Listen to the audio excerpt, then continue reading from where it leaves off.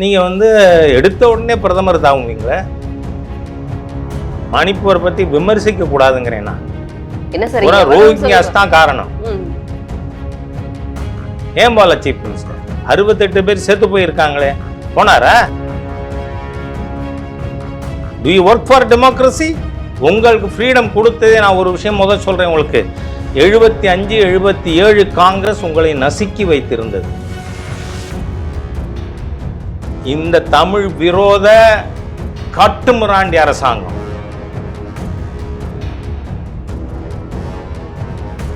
ஏன்னா என்னைய பற்றியே எந்த ஆதாரம் இல்லாமல் இன்னைக்கு நான் கேட்குறேன், 4 கோடிக்கு எனக்கு எங்கடா வீடு இருக்கு காட்டுங்கடாங்கிறேன். ஒத்துரும் காட்டுங்க. அமைச்சர்ல இந்துக்களை அவமானப்படுத்துற ஒரு முதலமைச்சர்.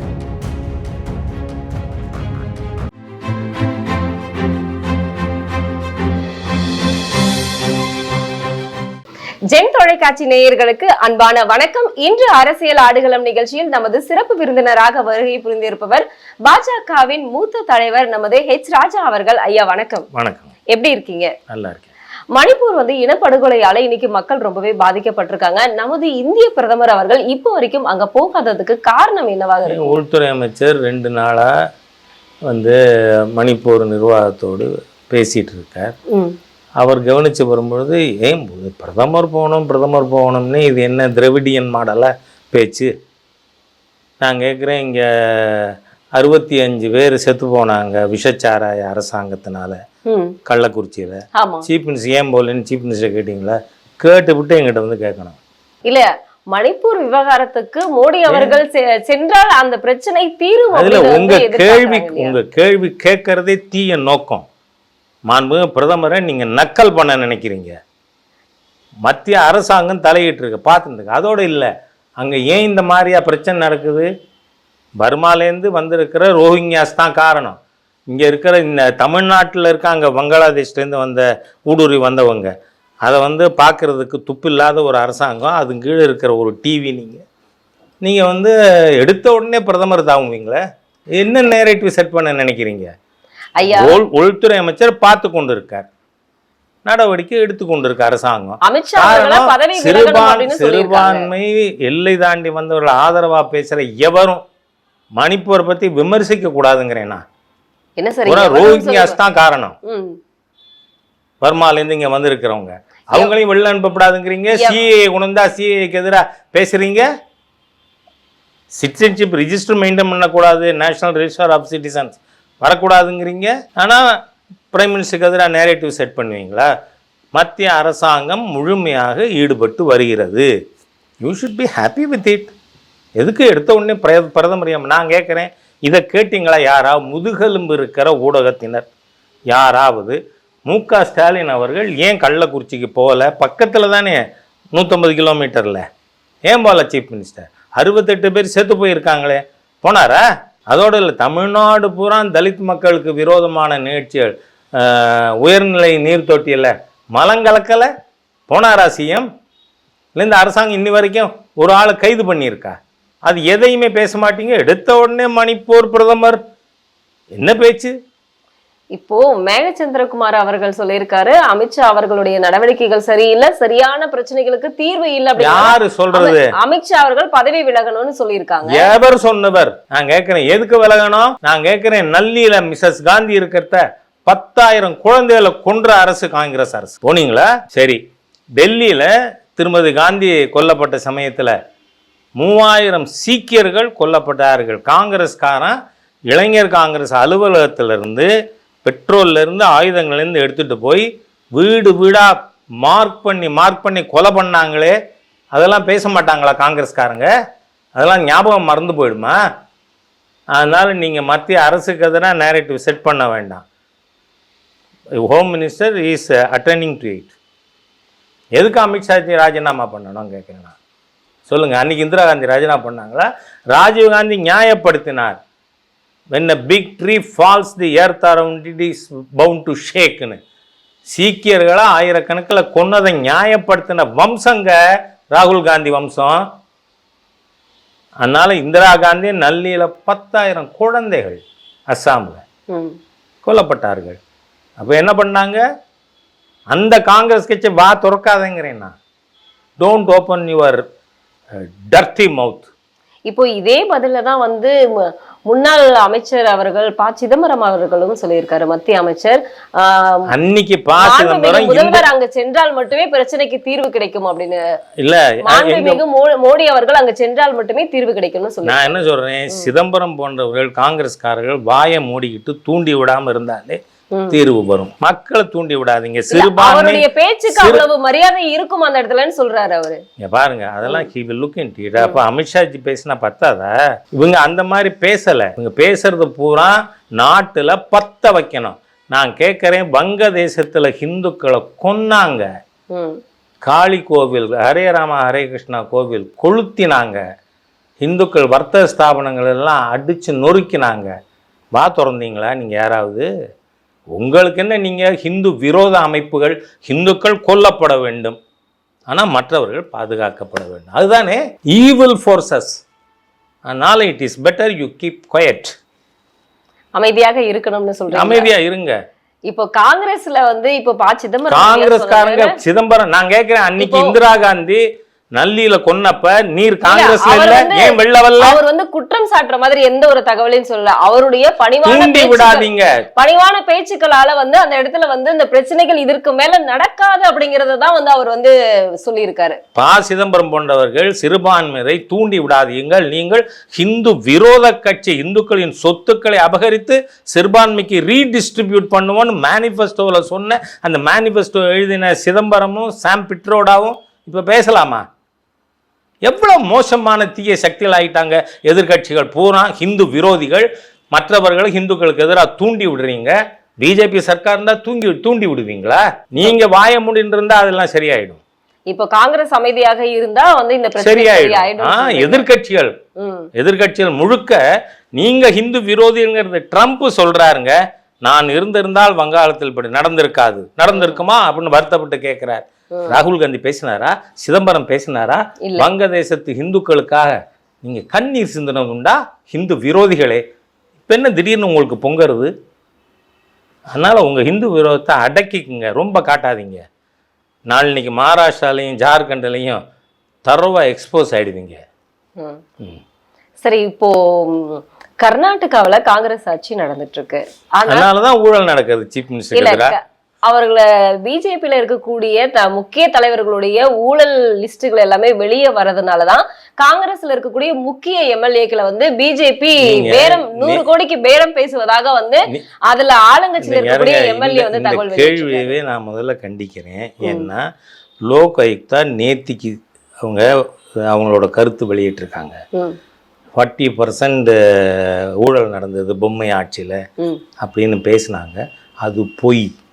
லோக் ஆயுக்தா சென்ட்ரலில் லோக்பாலுக்கு சமமான அமைப்பு அது சொல்லியிருக்கு. நீங்கள் பூரா பொய்யர்கள், பித்தலாட்ட பேருவழிகள், காங்கிரஸ்காரங்க மொத்தம் யோக்கியம் இல்லையே.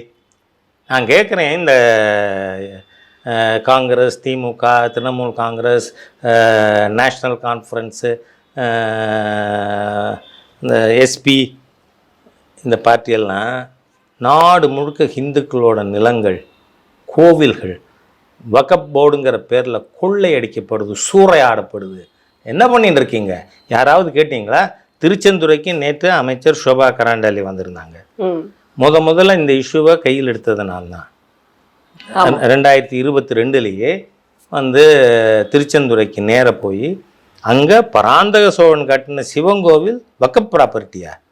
என்ன கொள்ளையடிக்கிறீங்க? ஹிந்துக்கள்லாம் உங்களுக்கு கோவிலை அபகரிக்கணும், ஹிந்துக்களோட நிலங்கள், ஏழைப்பாடுகளோட நிலங்களை, வீட்டை கொள்ளையடிப்பீங்க வக்ஃப் போர்டில். அது பூரா காங்கிரஸ், திமுக எல்லாம் குற்றவாளிகள், ஹிந்து விரோதிகள்.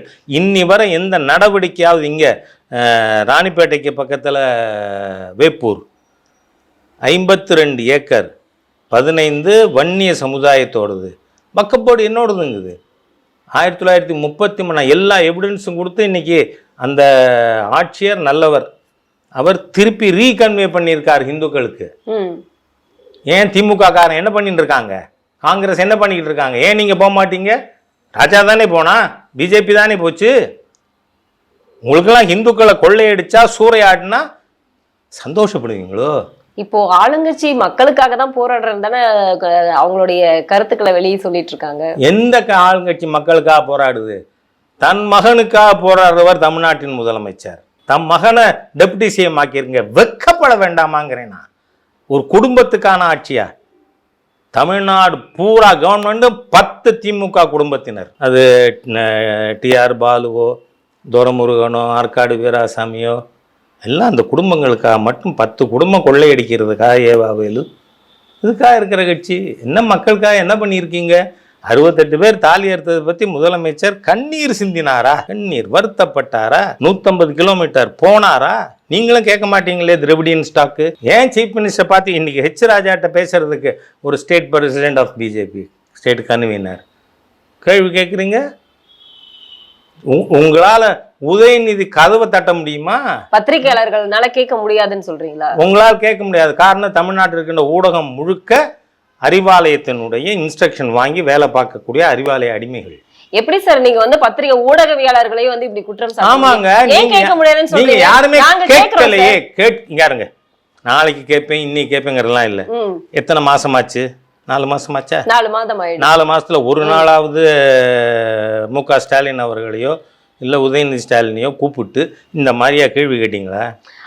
உங்களுக்கு முதுகெலும்பு கிடையாதுமா, உங்களுக்கு தைரியம் கிடையாது. ஆமா, தமிழ்நாட்டுக்கு ஊடகவியலாளர்கள் எல்லாருமே அறிவாலயத்தினுடைய டைரக்ஷன்ல ஒர்க் பண்ணக்கூடியவங்க. நீங்க to you work for democracy?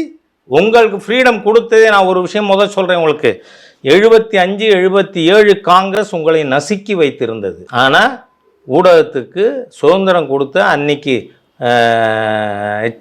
I&B மினிஸ்டராக இருந்து திரு எல்.கே. அத்வானி அவர்கள் ரெஸ்டோர் பண்ணார் உங்கள் ரைட். ஆனால் அந்த நன்றி கூட ஊடகங்களுக்கு கிடையாது. உங்களை நசுக்கின காங்கிரஸுக்கு பத்திரிகை ப்ரீ சென்சார்ஷிப், அந்த காங்கிரஸுக்கு இன்னைக்கு நீங்கள் விசிறுவீங்க சாமரம். பத்திரிகையாளர்கள் கேள்வி எழுப்பிட்டு தானே சார் இருக்காங்க. எங்க எழுப்பினீங்க? ராகுல் காந்தியை கூப்பிட்டு என்னைக்காக கேட்டீங்களா? இல்ல ஸ்டாலினை கூப்பிட்டு கேட்டீங்களா? இல்ல உதயநிதியை கூப்பிட்டு கேட்டீங்களா? நீங்க நடந்துதான் கேட்கறேன்னா, நடந்தது இந்த தேதி நான் ஸ்டாலின்கிட்ட கள்ளக்குறிச்சி பற்றி கேட்டிருக்கேன், நீங்க காட்டுங்க. I will apologise. Now one here tell me. ஏன் பயப்படுறீங்க? உங்களுக்கு எல்லாம் திமுக கண்டா தொட நடுங்கிறது. பத்திரிகையாளர்கள் திமுகவை கண்டு எதுக்கு சார் ஆளுங்கட்சியாக இருந்தா மக்கள் பயப்படணும், ஊடகவியலாளர்கள் பயப்படணும்னு இருக்கா என்ன? இல்ல, நாங்களும் வந்து பத்திரிகையாளர்கள் பாருங்க, நீங்க பயப்பட்டு கொண்டிருக்கிறீர்கள். நீங்க பயப்படுவீங்க அப்படின்னா கற்பனையில பேசல. யாரும் பயப்படல. சம்பவமே கேட்டிருக்கேன். பத்திரிகையாளர்களுக்கு பயம் கிடையாது. நோ, நீங்க உங்களுக்கு பயம் இல்லைன்னா இந்த 4 மாசத்துல ஸ்டாலினை கூப்பிட்டு உலுக்கி இருக்கணும். 68 பேர் எப்படி தாலி அறுத்தாங்க? உங்க அரசாங்கத்தின் விஷச்சாராய அரசு. பள்ளிக்கூடத்துல ஆசிரியர்கள் போலி. 294 இன்ஜினியரிங் காலேஜில் 980 ஆசிரியர்கள், 1க்கு மேற்பட்ட காலேஜில் ப்ரொஃபசர்ஸ். யாராவது பொன்முடியை கூப்பிட்டு கேட்டீங்களா?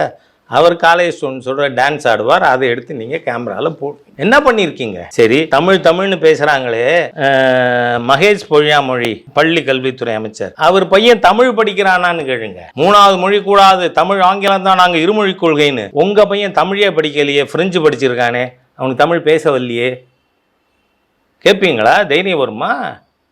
ஆள் விட்டு உங்களை கைது பண்ணி அந்த மகாவிஷ்ணுவை பண்ண மாதிரி பயப்படுவீங்க, கேட்க மாட்டீங்க. தமிழ்நாட்டில் அதனால தானே ஊடக அராஜகம். கேட்பீங்களா? நான் சொல்கிறேன், இன்னைக்கு கேளுங்க. நாளைக்கு நீங்கள் வந்து அசோக் குமார், செந்தில் பாலாஜி தம்பியை கைது பண்ணலை, அனாவசியமாக ஒரு பெண்மணி இந்த இவங்களை சினிமா நடி கஸ்தூரி கைது பண்ணுறீங்க. சரி, டிஃபமேஷன் சூட்டுக்கு கைது எதுக்கு பண்ணுறது? கைது பண்ணால் விசாரிக்கலாம்ல. தமிழ்நாட்டில் சிறிய சமுதாயங்கள் வாழ முடியாத சூழ்நிலை இந்த திராவிட முன்னேற்ற கழக ஆணவ அரசால் நடந்து கொண்டு இருக்கு. நோபடி இஸ் சேஃப் இன் தமிழ்நாடு. இதெல்லாம் கேட்பீங்களா நீங்க? அவர் வந்து அந்த பெண்மணி வந்து ஒட்டுமொத்த தெலுங்கர்களையும் சொல்லல. நான் அந்த பேச்சு அப்படி ஏன் நேரேட்டிவ் செட் பண்றீங்க? பேசக்கூடாது. இன்ன வார்த்தை பேசியிருக்காங்க, காட்டுங்க.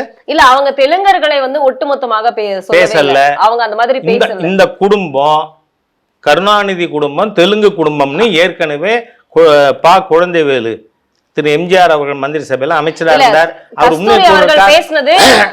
அந்த திமுக குடும்பங்கள் தான், தெலுங்கு இல்ல. சரி, இப்போ கஸ்தூரி அவர்கள் வந்து தெலுங்கர்களை வந்து பேசினாங்க இல்ல, அப்படி பேசினாங்க அப்படிங்கிறது தான் வந்து கைது பண்ணாங்க.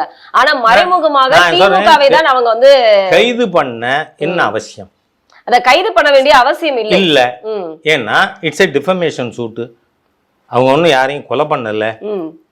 என்ன டிஃபமேஷன் சூட்டில் அரெஸ்ட் பண்ணாமல் நீங்கள் வழக்கு தொடுக்கலாம், அரெஸ்ட் பண்ணாமல் கோர்ட்டில் விசாரிக்கலாம். அதை செய்கிறத விட்டுவிட்டு எதுக்கு கைது பண்ணி? ஏன்னா இந்த சவுக்கு சங்கர்னு ஒரு யூடியூபர் மிக மோசமான நபருங்கிறதுல எனக்கு எந்த சந்தேகமும் இல்லை. ஏன்னா என்னையை பற்றியே எந்த ஆதாரம் இல்லாமல் இன்றைக்கி நான் கேட்குறேன், 4 கோடிக்கு எனக்கு எங்கடா வீடு இருக்குது காட்டுங்கடாங்கிறேன். ஒருத்தரும் காட்டலை. ஏன்னா இருந்தால் தானே காட்ட முடியும். நிச்சயமா அவ்வளோ மோசமான நபர் தான். ஆனால் அவரை ஜுடிஷியல் கஸ்டடியில் இருக்கிறத கையை ஒடிச்சது தப்பா இல்லையா, காட்டு மிராண்டித்தனமா இல்லையா? எனக்கு கவலையே நாளைக்கு கஸ்தூரி அவர்களை இவங்க ஹார்ம் பண்ணுவாங்க. ஏன்னா தமிழ்நாடு போலீஸோட ரெக்கார்டு அப்படி மோசமானவர்கள் செஞ்சுருக்கீங்க. அதனால I am bothered about her security, அவ்வளோதான். அதனால தான் நீங்கள் கைது பண்ணக்கூடாது. அதுக்கு லாயக்கு இல்லாதவர்கள் காவல்துறை. நான் கேட்குறேன், தாமோ அன்பரசன் ஒரு மிக மோசமான வன்முறைவாதி மந்திரியாக இருக்கார். மாண்புமிகு பிரதமரை கண்டந்தொண்டமாக வெட்டுவேன்னு பேசினாரு. அதுக்கு கைது பண்ணணும் கண்டிப்பா. ஆனால் பண்ணலையே. ஒரு இந்திய பிரதமரை தவறாக பேசினா கைது பண்ணணும். நம்ம டிஜிபிக்கு தொட நடுங்கிறதா? டிஜிபிக்கு தொட நடுங்கிறதா அன்பரசன் பேரை கேட்டதும்? ஏன் பண்ணல? கஸ்தூர்னா பண்றீங்க, பாஞ்சு போய் அவங்க ஷூட்டிங்ல இருக்காங்க ஹைதராபாத்ல. என்னவெல்லாம் நேரேட்டிவ் செட் பண்ணாங்க? பதுங்கி இருக்கார், ஒளிஞ்சு இருக்கார், ஓடி போயிருக்கார். அவர் வீட்டுல தான் கைது பண்ணியிருக்காங்க. அவர் எங்கேயுமே ஒளிஞ்சு இல்லையே. அன்னைக்கு ஷூட்டிங் அட்டன் பண்ணியிருக்காங்க. அப்புறம் எவ்வளவு பொய் பித்தலாட்டம்! தமிழ்நாடு ஊடகங்கள் இதை எல்லா ஊடகங்களும் சொல்லிச்சு. ஒளிஞ்சிருக்கார், ஓடி போயிட்டார். ஆனா இல்லையே, ஷூட்டிங்ல இருந்திருக்கார், வீட்டில் வச்சு கைது பண்ணுங்க. வீட்டில் இருந்தா ஓடி போயிட்டாருன்னு அர்த்தமா? ஒளிஞ்சு நீங்க இவங்க எப்படி போலீஸ் நான் சொல்லட்டுமா? என் மேல 30 எஃப்ஐஆர் இருக்கு. எல்லாத்துலயும் என்ன தெரியுமா சொல்லியிருக்காங்க? ஐ எம் அப்ஸ்காண்டிங்னு. இப்போ இங்க தான் என்னோட பேசிட்டு தானே இருக்கீங்க. ஆனா எஃப்ஐஆர் இருக்கு என் மேல. என்னன்னு சொல்லி இருக்கு? தலைமறைவாக இருக்கார் அப்படின்னு எஃப்ஐஆர் போட்டிருக்காங்க. தினமும் பத்திரிகையில நீங்க செய்தி வந்திருக்கேன், வந்துதான் இருக்கேன். அதோட இல்லை, ஐ எம் செக்யூர்டு பர்சன்மா. 96ல இருந்து எனக்கு பாதுகாப்பு இருக்கு. ஆகவே காவல்துறை நண்பர்கள் என்னோடயே இருக்காங்க. நான் எப்படி அப்ஸ்காண்ட் ஆக முடியும்? ஆனால் காவல்துறையில் எவ்வளோ பொய் சொல்கிறாங்கங்கிறதுக்கு உதாரணம் நான் அப்ஸ்காண்டிங்காக இருக்கேன். இப்போ காவல்துறையினுடைய கட்டுப்பாடு முதல்வர் அவர்களோட தானே இருக்கு. இதையெல்லாம் அவர் கவனிக்காம இருக்கிறது அவரோட கண்ட்ரோலில். கட்சியும் இல்லை, ஆட்சியும் இல்லை, குடும்பமும் இல்லை. யாரோட கண்ட்ரோல்ல இருக்கு தெரியல, பகவானுக்கு தான் தெரியும். அந்த பகவானை இவங்க நம்ப மாட்டாங்க. பகவானே நம்ப மாட்டாங்க. ஆமா, ஆண்டவன் இல்லை, இல்லவே இல்லைன்னு சொல்றவங்க தானே. அப்புறம் அவருடைய மனைவி தானே கோவில், அவங்களுக்கு இருக்கு நம்பிக்கை, இவருக்கு இல்லையாமே. இவர் தான் பொட்டு வச்சா அதை அழிச்சுடுறாரு. ஸ்ரீரங்கத்துல குங்குமம் வச்சதுக்கு அழிச்சார்ல. இந்துக்களை அவமானப்படுத்துற ஒரு முதலமைச்சர். அதுக்காக சொல்றேன். இப்போ என் சகோதரி துர்கா அவங்களுக்கு நம்பிக்கை இருக்கு. இப்போ கஸ்தூரி அவர்கள் ஒரு மறைமுகமாக திராவிட மாடலை மறைமுகமா ஏன் சொல்லணும்? இது அவமானமான அரசாங்கம், திராவிடிய ஆட்சி. அது சொன்னா என்ன தப்பு? இப்போ கைது பண்ணி அவர்களை குற்றம் சாட்டினதுனாலதான் இவங்களை கைது பண்ணிருக்காங்க. ஆமா, அதுக்காக தான். இப்ப இன்னைக்கு கூட 4 வழக்கு அவங்க மேல திரும்ப எத்தனை வேணா போடட்டுங்க. தீவிரவாதி போல் செயல்படுவதாக திருமதி தமிழிசை அவர்கள் குற்றம் சாட்டி இருக்காங்க. தீவிரவாதி போல் அவரை ட்ரீட் பண்றதா, அவர் செயல்படுறதா? இல்ல இல்ல இல்ல, அதான் தமிழ்நாடு அரசாங்கம் தீவிரவாதி போல் ட்ரீட் பண்றாங்க. அப்படிதான் பண்ணிருக்காங்க. அதான் சொல்றேன், நான் உங்களுக்கு தாமோ அன்பரசனை கைது பண்ண தைரியம் இல்லை, முதுகெலும்பு இல்லை. இப்போ திமுகவும் பாஜகவும் கள்ள உறவு கிடையாது, நேரடியான உறவுல இருக்காங்க அப்படின்னு மனநோயாளியா சீமான் அவர்களும் சீமான் மனநோயாளியா? ஆமா, தானே பேச்சு தானே சிரிச்சுட்டு இருந்தா என்னத்தை சொல்றதுன்னா? ஏன்னா இல்ல, அவர் ஒரு காரணத்தை முன்வைத்திருக்காரு. என்ன அப்படின்னா, எம்ஜிஆர் அவர்களுடைய நாணய வெளியீட்டு விழால அதிமுகவும் பாஜகவும் ஒன்றோடு இணைந்து கூட்டணியில இருந்தது. அப்போ பாஜக நேரடியாக அவர்களுடைய நாணய வெளியீட்டு விழாவுக்கு செல்லவில்லை. ஆனால் திமுகவுடன் கூட்டணி கிடையாது. நான் அதனாலதான் மனநோயாளினே சொல்றேன். அன்னைக்கு மத்திய அரசாங்கத்தை அழைத்தார்களா? அழைச்சா வந்திருப்பாங்க. இப்போ அதிகமாக பாலியல் குற்றங்கள் நடந்துகிட்டு இருக்கு. அது பள்ளிகள்ல, அரசு பள்ளிகள்ல இந்த மாதிரியான குற்றங்கள் நடந்துட்டு இருக்கு. ஒரு 9 வயது பெண் குழந்தை இப்போ நேத்து வந்து பாத்தீங்க அப்படின்னா திருவள்ளூர் மாவட்டத்துல வந்து ஊராட்சி ஒன்றிய பள்ளியில 3வது படிக்கிற ஒரு குழந்தைய வந்து தலைமை ஆசிரியர் பாலியல் வன்கொடுமை செய்ததாக வந்து போராட்டம் நடத்திய பிறகு வந்து கைது செய்யறாங்க இந்த அரசாங்கம். இந்த பாலியல் குற்றங்கள் அதிகமாக நடப்பதற்கு அது தமிழகத்தில் இந்த 3.5 ஆண்டுகள்ல 4 வருடங்களாக அதிகமாக நடக்குது. இதுக்கு காரணம் என்னவாக இருக்குன்னு நினைக்கிறீங்க? காரணம் என்னன்னா மன்னர் எவ்வழி மக்கள் எவ்வழி. மன்னர் எவ்வளியும் மக்கள் எவ்வளி. ஏன்னா ஒழுக்கக்கேடர்கள் திராவிடியன் ஸ்டாக். அது ஈவேராவாக இருக்கட்டும் அல்லது கருணாநிதி எல்லாரையும். எங்கள் ஊர் கண்ணதாசன் வனவாசன் ஒரு புஸ்தகம் எழுதியிருக்கார். ஆமாம். என்ன அதில் எவ்வளவு தூரம் மோசமான திராவிடியன் லீடர்ஸ் இருந்தாங்கன்னு. அப்படிப்பட்டவர்கள் ஆட்சியில் இருந்தால் ஒழுக்கக்கேடு தானே நடக்கும். அதோடு மட்டுமில்லை, எனக்கு நீதிமன்ற தீர்ப்பின் மீதே எனக்கு அதிருப்தி இருக்குது.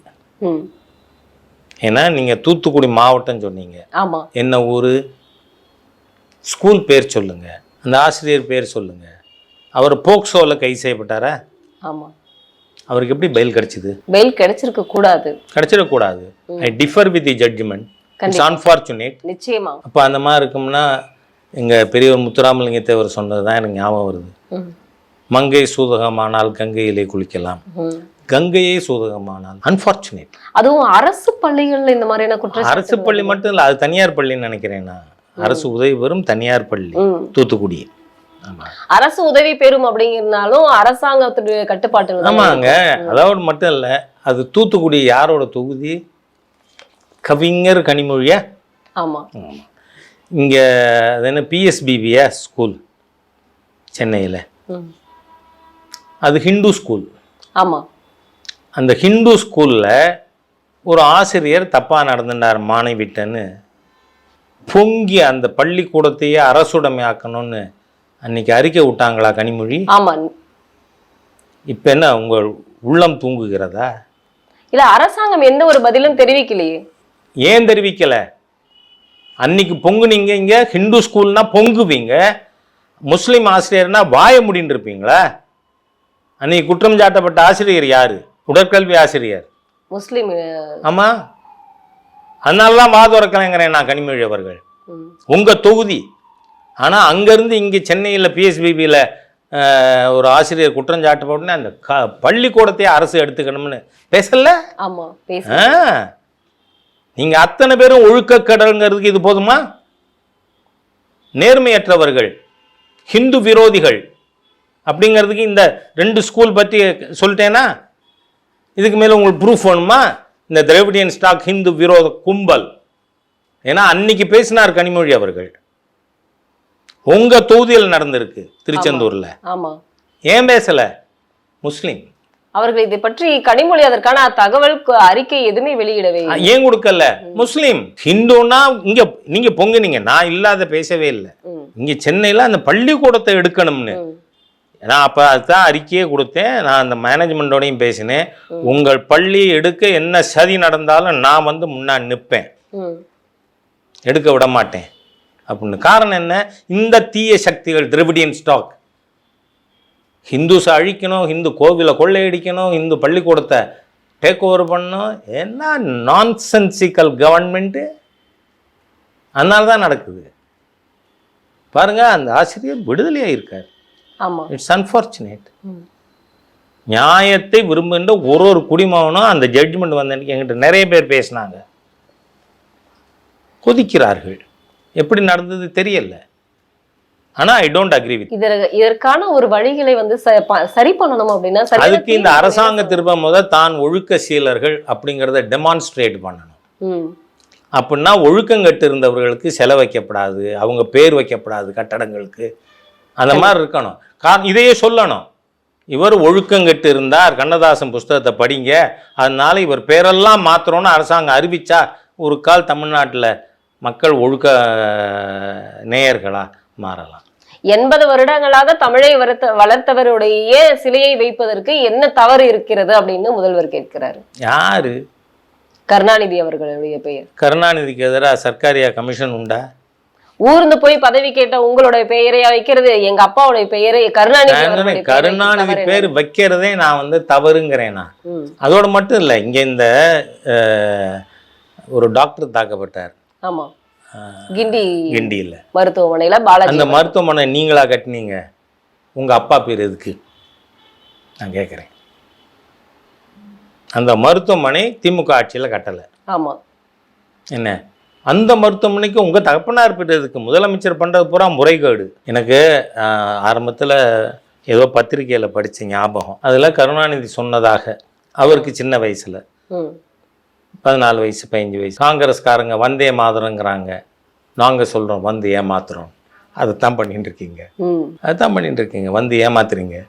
இலக்கண ரீதியா அப்படியே பிரிச்சு அழகா சொல்றீங்களே சார். அவர் சொன்னதுமா தமிழுக்காகவே 80 வருஷம் பாடுபட்டவர் இல்லையா, அதனால அழகா தமிழ் சொல்றார். வந்தே மாதரம்னு காங்கிரஸ்காரன் சொல்றான், நான் வந்து ஏமாத்துறோன்னு சொல்றேன்னு சொன்னார் அப்படின்னு. ஐ டோன்ட் நோ, பட் அதை நான் பத்திரிகையில படிச்சேன். ஆனா இப்போ முன்னாள் அமைச்சர் ஜெயக்குமார் அவர்கள் சொன்னதை போல எங்க அதிமுக ஆட்சியில் நாங்கள் செய்த திட்டங்களை எல்லாம் திமுகவினுடைய ஆட்சியில் வந்து நாங்கள் செய்தோம் அப்படின்னு அவங்க வந்து பொய்யான அறிக்கை வெளியிடுறாங்க அப்படின்னு சொல்றாங்க. கோரிக்கை மாண்புமிகு முதல்வர் அவர்கள்ட்ட வந்து இந்த நாட்டுக்காக போராடிய வீரமங்கை வேலுநாச்சியார், மருது சோதரர், இவங்க பேரை வைங்க. என்ன அதோடு மட்டும் இல்லை, 1200 ஆண்டுக்கு முன்னாடி இந்தியர்னா தமிழர்னா ஆர்கிடெக்சரில் உலகத்தில் எங்கேயுமே கிடையாது. இந்தியாவை பற்றி சொல்லும் பொழுது லார்டு மெக்காலேயே சொல்லியிருக்கேன், 400 ஆண்டுகளுக்கு முன்பாக ஆங்கிலேயர்கள் சாயத்தை பூசிக்கொண்டால் உடல் மறைகிறது என்று எண்ணி வாழ்ந்து கொண்டிருந்த காலத்தில் மிகப்பெரிய நாகரிகத்தோடு வாழ்ந்த நாடு இந்தியா. ஏன்னா இதை நான் ஏன் சொல்கிறேன்னா, இவங்க வெள்ளக்கார கூலிகள் தான் திராவிடியன் ஸ்டாக்கு. ஏன்னா 44 ஆங்கிலேயன் இந்தியாவை விட்டு வெளியேறக்கூடாது. அப்படியே வெளியேறுவதாக இருந்தால் லண்டனில் இருந்து கொண்டாவது சென்னையை ராஜதானி ஆள வேண்டும்னு தீர்மானம் போட்டது திகா, அவங்களோட ஃபர்ஸ்ட் மாநாடு சேலத்தில். அதனால நான் சொல்கிறேன், அந்த வெள்ளக்காரனே சர்டிஃபிகேட் கொடுத்துருக்கான், அந்த ராஜராஜன் பேரை வைக்கலாம்ல. கண்டிப்பா. என்ன ஏன் வைக்க மாட்டேங்கிறீங்க? ஏன் உங்கள் ஊழல் தந்தையோட பேர் வைக்கணும்? உங்கள் அப்பான்னா அதுக்கு பேர் எல்லா இடத்துக்கும் அவர் பேரா? யோசிச்சு பார்க்கணும்ல. நிச்சயமா. அதனால சொல்றேன், இந்த அரசாங்கம் தமிழ் நினைவுகளை எல்லாம் அழிக்க நினைத்து தன் குடும்ப நினைவில் மாத்திரம் மக்கள் வாழ வேண்டும்னு நினைக்குது. அதுவே தப்பு தான், ஆன்டி டெமோக்ராட்டிக். இப்ப இதற்காக தான் வந்து என்னோட விவாதம், உதயநிதி வந்து எடப்பாடியோட விவாதம் செய்யறதுக்கு வந்து வர முடியுமா, நான் வரேன்னு சொல்லியிருந்தாரு. ஆனா முன்னாள் அமைச்சர் ஜெயக்குமார் அவர்கள் திமுக ஆட்சியில் செய்த திட்டங்களையும் அதிமுகவின் ஆட்சியில் செய்த திட்டங்களையும் எடுத்து விவாதிக்க நான் தயார் உதயநிதியோடு அப்படின்னு சொல்லி முன்னாள் அமைச்சர் அந்த பங்காளி சண்டையில நான் எதுக்கு போகணும்? அவங்க ஒருத்தருக்கு சண்டை போட்டுக்கிட்டோம். சரி, இப்போ பாமக 2026 கூட்டணி ஆட்சியில் பாமக இருக்கும் அப்படின்னு அன்புமணி ராமதாஸ் அவர்கள் சொல்லியிருக்காரு. இப்போ பாஜகவும் வந்து அவர்களுடைய கொள்கைகள் வந்து கூட்டணி ஆட்சி, ஏன்னா ஜனநாயகத்தின் ஆட்சியில் வந்து கண்டிப்பாக அதிகாரமும் வந்து நம்மளோட இணைந்து இருப்பவர்கள் இருக்கணும்னு சொன்னவங்க. அதே மாதிரி விசிகாவும் வந்து ஆட்சியிலும் பங்கு அதிகாரத்திலும் பங்கு அப்படின்னு சொல்லியிருந்தாங்க. இப்போ விஜய் அவர்களும் ஆட்சியிலும் பங்கு அதிகாரத்திலும் பங்குன்னு சொல்லியிருக்காங்க. விஜய் சொல்லலையே, நேத்து கூட சொல்லியிருக்கா அதிமுகவோட கூட்டணி எல்லாம் இல்ல, வந்த செய்தி எல்லாம் பொய். இல்ல நான் என்ன கேக்குறேன்னா, பாமக வந்து பாத்தீங்கன்னா இப்போ கரெக்ட் தானேமா, அவங்க எங்க கூட்டணியில ஆல்ரெடி இருக்காங்க. ஆமா, பிஜேபி சென்டர்ல கூட்டணியோட இருக்கமா இல்லையா? நாங்க நிச்சயமா இருக்கும். அது மட்டும் இல்ல, பிஜேபியோட இயல்பு 2014 எங்களுக்கென்று தனி பெரும்பான்மை இருந்தது. இருந்தாலும் கூட்டணி கட்சிகளோடு தான் ஆட்சி அமைச்சோம். கண்டிப்பா. ஏன்னா உத்தரப்பிரதேசில் அப்புனாதள்னு ஒரு கட்சி இருக்கு, 2 MP தான் அந்த கட்சிக்கு, அதுவும் மந்திரி சபையில் இடம்பெற்றது. ஆகவே 19 அப்படிதான் தனி பெரும்பான்மை. இன்னைக்கு கூட பிஜேபிக்குன்னு தனி பெரும்பான்மை இல்லை, அதனால சென்டரில் கூட்டணின்னு நீங்கள் சொல்லலாம். ஆனால் அப்படி இல்லை, எங்களுக்கென்று தனி பெரும்பான்மை இருக்கும் பொழுதும் நாங்கள் கூட்டணி கட்சியை மதித்து ஜனநாயக ரீதியாக நாம் அவர்களோடு அதிகாரத்தை பகிர்ந்திருக்கிறோம். ஆனால் 2006 வெறும் 96 MLAக்கள் மட்டுமே வெற்றி பெற்ற திமுக கூட்டணி கட்சியினரை மந்திரி சபையில் சேர்க்கவில்லை. போஸ்டரில் திருமாவளவனுக்கு இடம் உண்டு, ஆனால் கூட்டணியில் மந்திரி சபையில் கேட்டால் வெளியில் உட்காருன்றுவாங்க. ஆமா. அதனால திமுகவோட பிக் பிரதர் ஆட்டிடியூட். அவர் தான் தெளிவா சொல்றாரு, இனிமேல் நாங்கள் வந்து இந்த 2020 மட்டும் கிடையாது, 2009 2029 அடுத்தடுத்து வரக்கூடிய இதுலயும் திமுகவுடன் நாங்க வந்து இந்திய கூட்டணியாக வந்து வலுப்பெற்ற ஒரு கூட்டணியோட இருக்குன்னு தானே அவர் நேற்று கூட வந்து 2 நாட்களுக்கு முன்னாடி வழக்கறிஞர்களுடைய மாநாட்டுல நான் சொல்லியிருந்தாரு. இல்லைன்னே சொல்லலையே. உள்ள போகும்போது சிறுத்தையாட்டம் சீறி போனவர் வெளியில போன மாதிரி வெளில வந்ததுக்கு என்ன காரணம்னு இன்னும் சொல்ல மாட்டேங்கிறாருல்ல. இவர் பொட்டி பாம்பா போனதுக்கு என்ன காரணம்? கண்டிப்பா பொட்டியா தெரியல, ஆனா பொட்டி பாம்பா போயிட்டாரு. அதுல அந்த அவருக்கு பொட்டி கிடைச்சிருக்கும் அப்படின்னு சொல்றீங்க? எனக்கு தெரியாதுமா, பொட்டி பாம்பா போனார் அப்படின்னு சொல்றேன். இப்போ பாஜகவினுடைய தமிழகத்தின் தலைவர் அண்ணாமலை அவர்கள் வந்து லண்டன்ல படிக்கிறதுக்காக போயிருக்காரு. இப்ப நவம்பர் 29 அவர் வரதாக இருக்கிறார். ஆமா, தேதி எப்படி உங்களுக்கு தெரிஞ்சது? அவருடைய அறிக்கை தானே சார். சரி, இப்போ நவம்பர் 29 அவர் மீண்டும் வந்து தமிழகத்தின் பாஜகவின் தலைவராக அவர் வந்து கண்டினியூ பண்ணுவார். இல்ல அடுத்த மீண்டும்னு சொன்னா எனக்கு தெரியல. ஆல்ரெடி அடுத்த தலைவர் யார்? சரி, அது அகில இந்திய தலைமை முடிவு பண்ணும். எங்களுடைய அமைப்பு தேர்தல்கள் நடந்து கொண்டு இருக்கிறது. ஆமா, 13ஆம் தேதியிலிருந்து கிளை தேர்தல்கள் நடந்துகிட்டு இருக்கு. 30ஆம் தேதி வரை கிளை தேர்தல்கள் நடக்கும். அதுக்கடுத்து டிசம்பர் முதல் 15 நாட்களில் ஃபர்ஸ்ட் ஃபார்ட்நைட் ஒன்றிய நகர் கமிட்டிகள் தேர்ந்தெடுக்கப்படும். 16லேருந்து 30க்குள்ள மாவட்ட கமிட்டிகள் தேர்ந்தெடுக்கப்படும். பிஜேபி அமைப்பு ரீதியாக 66 மாவட்டங்கள் இருக்குது, அதுக்கான கமிட்டி ஜனவரி முதல் வாரத்தில் மாநில தலைவர் தேர்தல் நடைபெறும். இதெல்லாம் முடிவு பண்ண வேண்டியது ஆல் இண்டியா. உங்களுடைய சிறப்பான கருத்துக்களை எங்களோட பகிர்ந்ததுக்கு ரொம்ப நன்றி சார். நன்றி.